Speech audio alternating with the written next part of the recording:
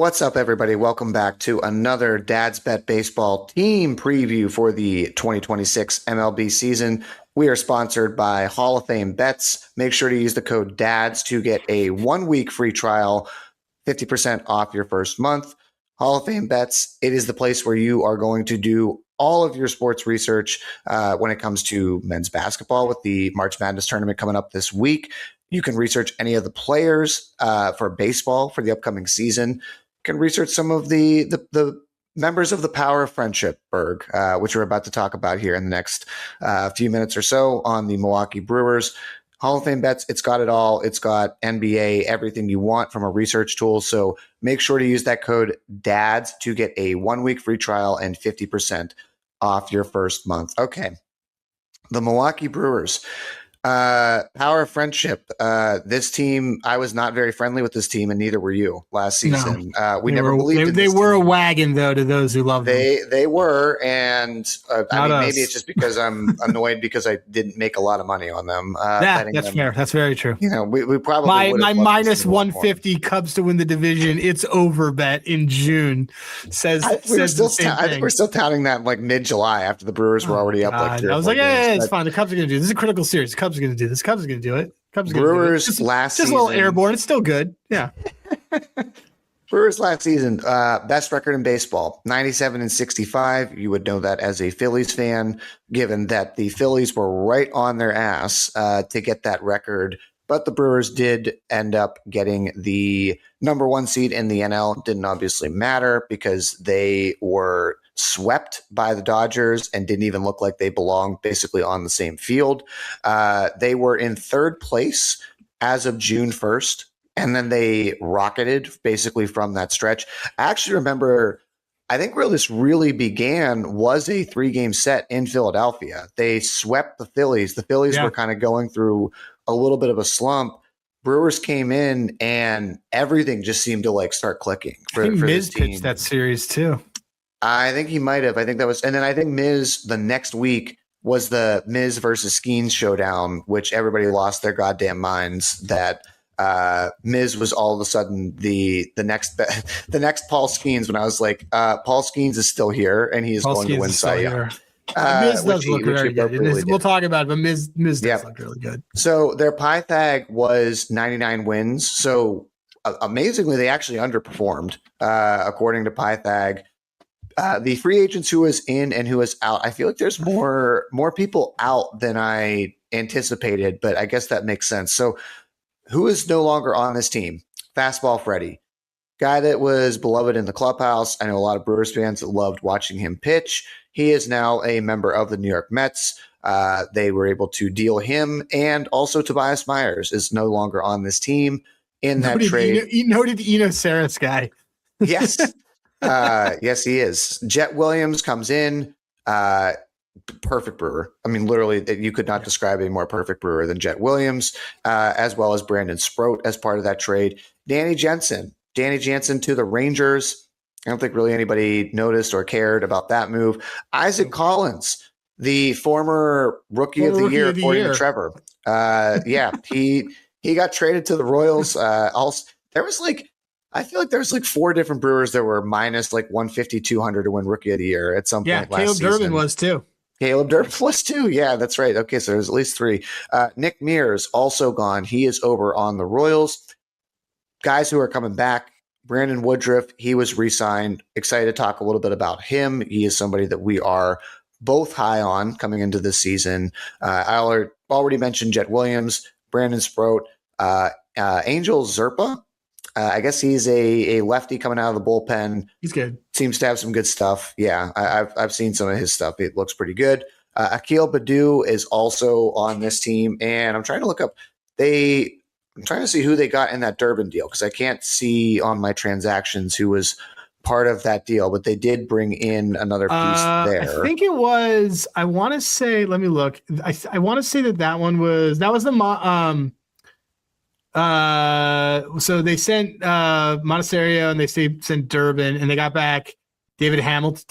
Oh, Kyle Harrison. And Kyle Harrison has been nasty. Kyle Harrison's looks like awesome. Looks like a Brewer. God damn it! I'm gonna hate this team again. I already know it. There's a lot of reasons I'm gonna hate this team. Luis Rengifo He Perfect, signed. perfect brewer, by the way. Perfect Brewer also. Switch hitting singles guy. Yeah, that's. Yeah. He signed as a free agent over from the Los Angeles Angels, and they also brought in just some depth there with Gary Sanchez, who I think was on this team before, if I feel like remember right. Wasn't he on the Orioles at one point last year? He No, had he a was. He start was on the actually for the Orioles. Orioles He last was on year. the Yeah. Orioles last season. Yeah, a former forgotten prospect of the New York Yankees that they could not ultimately develop. So funny. I forget about that all the time. He is on the Brewers as well. So, Adam, I will kick it over to you. What do you remember most about this team other than us saying that they were a lock to not win the division midway through the season and that we did not include them in a single exacta or future all season and had one postseason future on them, I believe, which was Jackson Churio? I mean, I hated this team and I hated everything that they did. And it consistently blew up in my face. I refused to bet them when they were a wagon.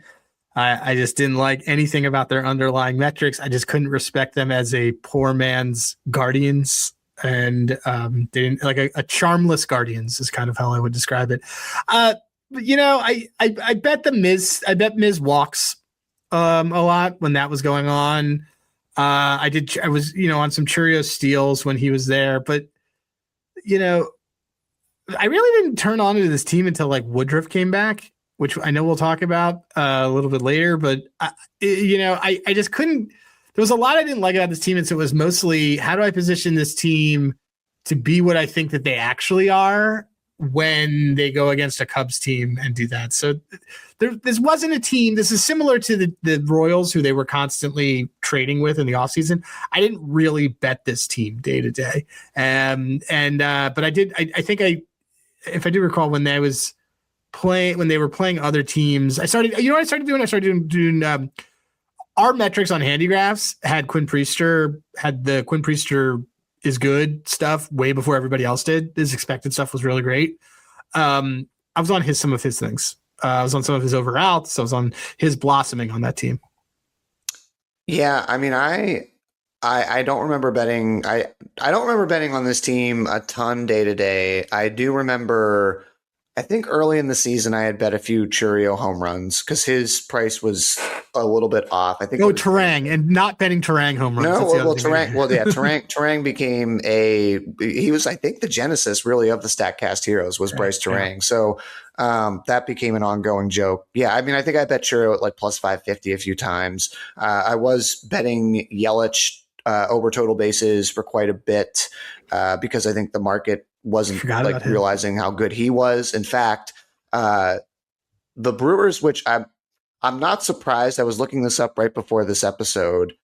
They did not have a single player, a single batter that had more than 100 plate appearances last season that had an OPS over 800. And the only guy that was close to that was Christian Yelich at 795 as an OPS. So Yelich, if you're just using OPS as your benchmark and really like expected slug, he was actually their best hitter. Churio, I mean, 111 WRC plus, but I also said this before we started recording. It felt like a disappointment given the promise that he had shown in his rookie season, how highly touted of a prospect he was. So, he kind of, I think, regressed.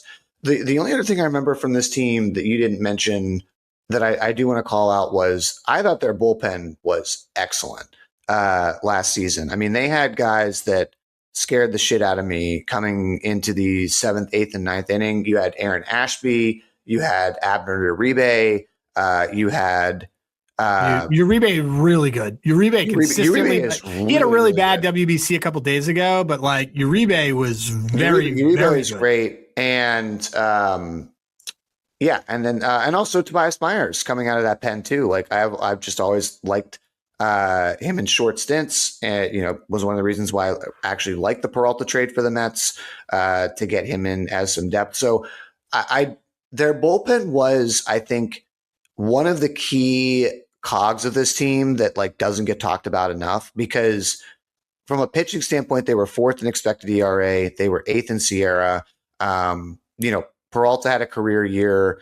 It makes sense why they were successful because they used the Guardians formula, which is great pitching, great defense, and they have guys that can close out games. And they had speed. They had a lot of speed. So everybody on that team was a 20, like almost had 15 steals. Yeah. So like, I mean, if you go on Handigraphs right now, like you'll go look at the Brewers speed. Like you've got going on Handigraphs and seeing the new sprint speed that you've added? Yeah. I'm selling it short, but you've got basically 7 guys that are at 28.5 miles or greater, which by the way, like is really, really good. So they do bring a lot of that back.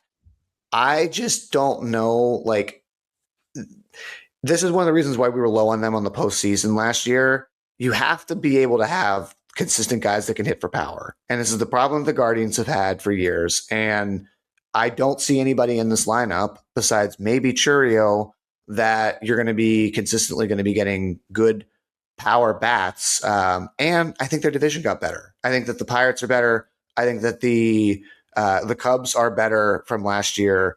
So like, where do we go with this team this year? Like, was this a team that just had a lot of pieces that kind of went right at the right time, or are they kind of returning a lot of those core elements and they've just sort of retooled quietly? I mean, I was looking through on this team, and it's funny because I looked at I started looking at some of the other guys who they got and just who is doing well. And let me just pull this up because this reset for me for whatever reason. But they had what this Brewers team does really well is that they find guys and they say, oh, they're like the boyfriend who says, oh, I can fix her. Well, that is literally this Brewers team with everybody from Quinn Priester, who everyone gave up on, to Tobias Myers, to I just want to Brandon Woodruff, who you and I have in pocket now for Cy Young. But there's some other guys that are on this team that are doing really well. Like where is it? Like William Contreras last year or 2 years ago blossomed into a borderline. He was our MVP for a little bit. Yeah, we had him as MVP early in the people season. had said that Christian Yelich was dead. He's clearly doing pretty well. Andrew Vaughn came over from the White Sox and rediscovered his stroke. Made I know it's not saying much, but he made Rhys Hoskins expendable. But this thing is about this team is that they just don't want to. They want to do things the way that they're doing it. Like they're not like Jake Bauers is still on this team. If Jake Bauers comes up as another option for me to hit a home run, I'm never going to bet Jake Bauers day to day. It's just never going to happen. And I am willing, however, to kind of lean into Bryce Terang. Bryce Terang is a little bit more than a StatCast hero. Bryce Terang is a really good player. And, as much as we talk about Jackson Churio being a MVP ceiling on that team, might actually be Bryce Terang. And Bryce Terang swings a bigger bat than Aaron Judge, which apparently is what led to him having more power. He's crushed the ball in spring. He's crushed the ball in WBC. He's either doing that or it's a Ryan Braun thing, and he's not. And he's just kind of a Ryan Braun thing, and he just hasn't been caught. But I think Bryce Terang's development has been pretty key for the team. But there's other guys that like DL Hall's coming back. That guy was a pretty highly touted prospect. Yeah.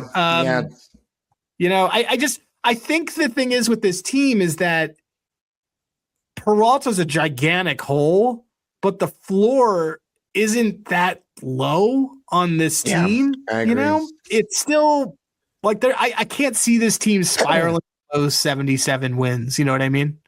I mean, I like Pat Murphy. I thought some of the way he was managing at the beginning of last season was a little weird. Like they were doing players only meetings at the end of April. I'm like, come on, man. Like we're not even basically an eighth of the way in the season. And clearly the team responds to him. It was, I don't know. I don't think we had a Pat Murphy manager of the year last year, but we had both said refused to. It was the correct market. We took a Miz when he was already out of it because we wanted to make sure that you mentioned also, by the way, this team is their MO is really kind of turning guys around, reclamation projects. They're not picking up the super hot chicks though that have a drinking problem or have this crazy ex-boyfriend. They're kind of more in that she's all that camp. If you're a 90s guy that know that movie where you're kind of going and turning around the nerd, that's basically what the Brewers do. They look that Jet Williams is the perfect guy. Not that he needs to be turned around, but it's not somebody that a lot of teams would have a ton of, I think, interest in as a prospect to include as a big piece in a trade like Freddie Peralta. And the Brewers are like, look, like he does a lot of the fundamentals and the things that we do well on this team. And there is, people talk about heat culture. Like there is something with like the Brewers culture that is going to allow them to be consistently good. The concern I have, like you said, you already kind of acknowledged it. Peralta leaving is still a really big hole. Like that is not only just as a clubhouse guy, but as a guy that ate a lot of innings for them.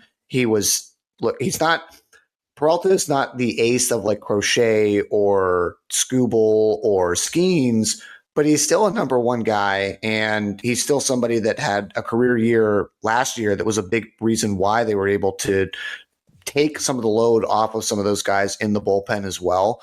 And when you look at their rotation this year, as much as we like Woodruff coming into the season, like I do think they have some serious concerns when it comes to managing some of the different injuries for the starting pitching staff. Like you basically got projected Woodruff, who, has had some injuries of his in the past. Mizorowski was not able to basically pitch an entire full season last year. Quinn Priester is already hurt. Yep. You're going to try and have to specialist for his wrist. Right. So like you're going to have to Logan Henderson also already having an elbow issue. So Rob, you're going to have to either rely on Robert Gasser, who I did like as a prospect, but only got to pitch 50 innings last year. Brandon Sproat is going to be the other guy that they're going to rely on. If Woodruff is not the ace that they need him to be, and Miz like sort of drops off, which I haven't heard any really like good scuttlebutt on him in terms of adding new pitches. But like if he's not able to do anything besides what he did last year, he's going to get figured out pretty fast. So I mean, his stuff looks exactly like we thought it did last year. Like electric K stuff, and then outside swings are bad because people know not to. That leads to his walk problem, and his first pitch strike metrics are atrocious. And when people make contact, it's gone. But like his spring BABIP is really bad. But he's still like he's got a 16% swing strike rate, which in an ABS. So who on this team? Because you brought up Terang. I'm looking at his hits market, and I was kind of curious to see where he's priced there. You can get him at 160 plus hits for plus 165 right now. For hit leader? What is he for hit leader? Oh, let's see. Because they just put out the league leaders, right? So that would be an interesting one. Is he even listed? He's got to be, right? Yeah, he is. Oh, he's 150 to 1. 150 to 1. Wait. 151 for hit leader? Oh yeah, I like that a lot. Yeah. Oh, I love that. Yeah. Oh yeah. That's a good one. That's a very Brewers bet too. Yeah, who's the Bobby Witt is the favorite in this market. I guess that makes sense. But how many hits did Bryce Terang have last year? Bryce Terang had 168 hits last year. Okay, so he needs 40 more, which is part of his development, and he's only getting better. Yeah. I think that's where I would be looking. I mean, and if you want to bet the floor, you can do that 160 if you want to just do the band, which I do like. I think I'm going to do that. That's not a bad way to also sort of hedge that a little bit, but and he's also a guy that stayed healthy. I mean, he had 659 plate appearances last season. Somebody that was able to stay on the field. The only other guy that I'm kind of looking at that I want to see if we can be able to find any sort of market on him would be like, let me go look at Churio's steal market, because Churio actually was one of the league leaders in a stat when it comes to sprint speeds called bolts. Bolts, for anybody that's not familiar, it's every time that a player got up to or over 30 miles an hour when running. So that's not just stealing bases. That's like them going around a base. They got up to this specific mark. Churio was one of the guys that had more bolts than most. He had 63 of them last season. He had 23 stolen base attempts, 21 stolen bases. I'm trying to see if I can find if he's listed for like 30 plus stolen bases, because that's another one that I think he's got 30-30 all over him. Yeah, you know plus what I mean? plus 220 for 30 stolen bases I like is that. the I do like that. Yeah. Because I'm typing him in now. I think you can literally tell, like, this is exactly how to cap this team. Are they going to get on base? Are they going to steal? Like, those are the two ways that you're going to try and make money on this team. You're not going to be betting this team for, guys that are going to be in the 40 plus home run band. No. Let's talk about Brandon Woodruff as we wind this down. We have Brandon Woodruff for Cy Young. He's slowly ramping up this spring. He looked fine in his first appearance. The market, no one's done anything with him. I think I still believe you and I bet the good ceiling case on this. This is a guy who's like 3 years removed from being that guy. Is it rose colored, the glasses on this, or what's kind of going on? Man, I mean, he had, like, when we were doing, I wish we could kind of go back through our texts to see some of the stats that we had found for him. I mean, his expected ERA was bonkers. It was 2.26 last year, but only 64 innings pitched. Like, it wasn't a lot that you were able to get compared to some other guys. The K minus BB I did mention to you was like elite stuff. Like, it was in the same ballpark as Scooble and Crochet at almost 27%. I like forgot how like much this guy K's dudes. Like 32.3% K rate, 32.3% called strike whiff rate. And also he had the batted ball metrics to back it up too as an ace. He had a 175 expected batting average, 0.91 whip. Like, if you take the name and you take the innings pitched off, and I looked at those stats, I would say this guy's winning the Cy Young. Like, that's a sub 1 whip with a 32% K rate and a 5% walk rate. We're down on the team too. So his like win share, like he's going to be the guy who gives them an opportunity to win games every time he pitches. And so that is going to be. Cy has the one award where you can be on a crappy team. Yeah. And I mean, Paul Skeens last year, crappy team, still won the award. Jacob deGrom did it twice with two pretty bad Mets teams. Like, you don't need to be on I think the average win total is like 86 for the Cy Young winner. And this team's win total right now is 84.5. So if you're expecting them to basically go at their market win total, like, he's right there for what you would typically expect from a Cy Young guy.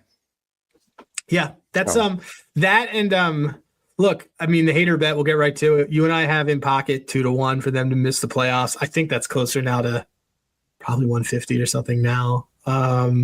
It's a little too short for me. But I still to miss the playoffs, it is minus 105. Are you serious? All right, well, it's not a bet anymore. Okay, not a bet. Not a bet. But we got it. We got it at 2-1 about a month ago. Yeah, more than a month ago, dude. January. That was we took that a long time ago or something. You forget that we've been doing this since forever.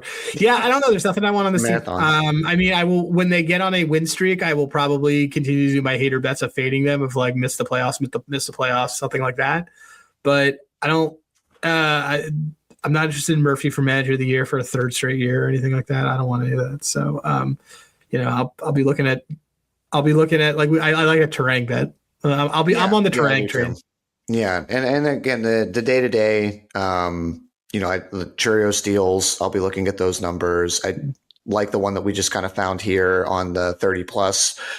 There's, I guess my point to sort of put a bow on this team is, I do actually think there's a number of angles that I will be interested in betting this team, like in terms of players for day-to-day types of games. There might even be some like regular season future stuff as the season goes on, but it's not a team that like I think has a really high ceiling. It's not a team that I think has a really low floor.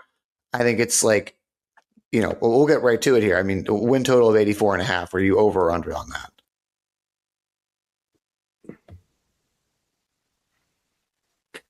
It's tough, probably right? Under. It's like, probably right around still under. I think this is like, I think it's like an 81 win team. I was going to say 82 and 80 is kind of where I had them. I think they're going to be fine. They're not going to win 97 games though. Like I don't see that happening with Peralta gone, with the holes they need to replace in starting pitching, and you're going to need to have a lineup that's going to improve in some ways from a power mechanic standpoint. So I'm under on the 84.5. I don't think I would not advise people to go bet that, because I also could see a lot of scenarios where they're at 84. But I'm not, I wouldn't really even take any sort of division exact anything on this team. Like, I think that they just are squarely right in that like 80 to 85 range. And yeah, like they're going to be a team that's going to be annoying for us. That's it, man. Get this team the fuck out of my face. Get this team out of my face. We will inevitably have Trevor on at some point to tell us why we should be betting the best team in the league. So-and-so for Rookie of the Year again. So that is going to wrap it up, though, here for the Milwaukee Brewers, as I am literally about to have no voice to continue recording these. We are, I think, three left. No, wait. On Phillies and Tigers. I think we're done. Oh, my God, you're right. We only have 2 left. We have 2 of these left.